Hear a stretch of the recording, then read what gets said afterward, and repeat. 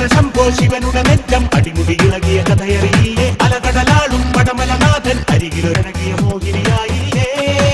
മോഹിച്ചില്ലേ പണ്ടെന്നോ